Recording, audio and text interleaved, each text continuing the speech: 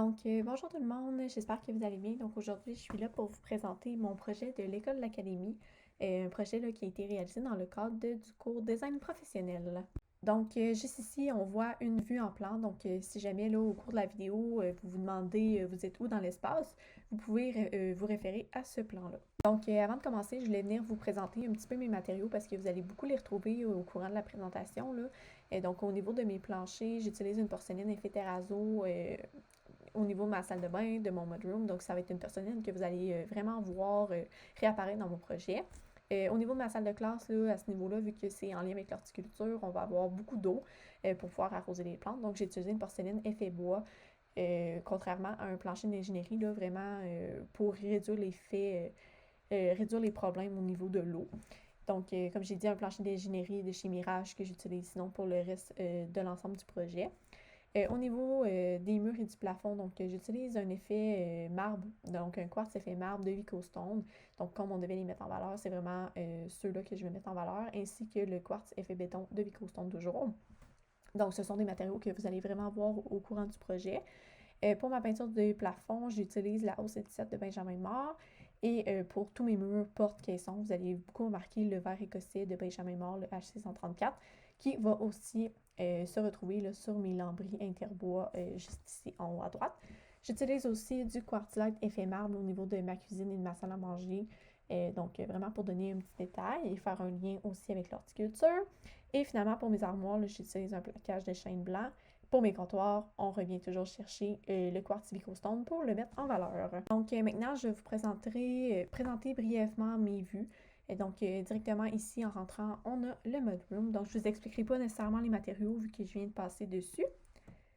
Ensuite, on a la vue du séjour, salon. On passe ensuite à la vue de la salle à manger. Donc, comme vous voyez, là, on vient toujours faire les rappels des matériaux pour faire un lien avec la nature ou on fait un lien aussi avec l'horticulture.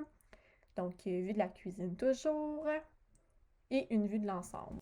Toujours au niveau du dortoir, vous voyez là, que j'essaie toujours de faire un lien avec les mêmes matériaux, les mêmes couleurs pour vraiment créer une harmonie dans l'ensemble de l'académie. Vous voyez aussi là, dans le bas ici à droite là, que j'ai vraiment créé un traitement mural. J'ai créé aussi des murs de végétation muraux qui sont faits à partir soit de plantes artificielles ou réelles selon les types de plantes. On voit aussi là, que j'ai vraiment utilisé des produits du Québec là, pour le plus possible pour créer mon concept qui fait un lien avec ma ligne directrice d'un projet qui est le plus possible éco-responsable. Même chose au niveau de la salle de bain, c'est vraiment à ce niveau-là que je suis venue mettre le quartz de Vicostone en valeur. J'ai vraiment venu mettre un effet comme plus treillis qui fait un lien aussi avec mon école d'académie et l'horticulture.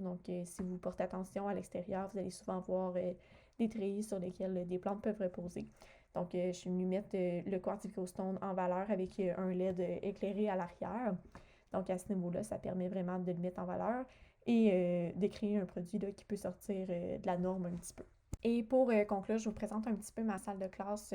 Toujours, on vient reprendre les mêmes matériaux. Seulement, on fait référence maintenant au quartz effet béton de Vicostone. Donc là, je suis vraiment venue le mettre en valeur au niveau des comptoirs, au niveau des murs, etc.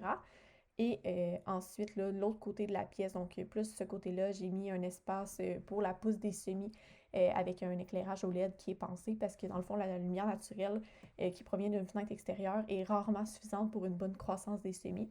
Tout ça a été pensé au niveau du concept et on vient toujours rechercher les mêmes matériaux que depuis le début du concept. Merci de votre écoute puis au plaisir de travailler avec vous plus tard.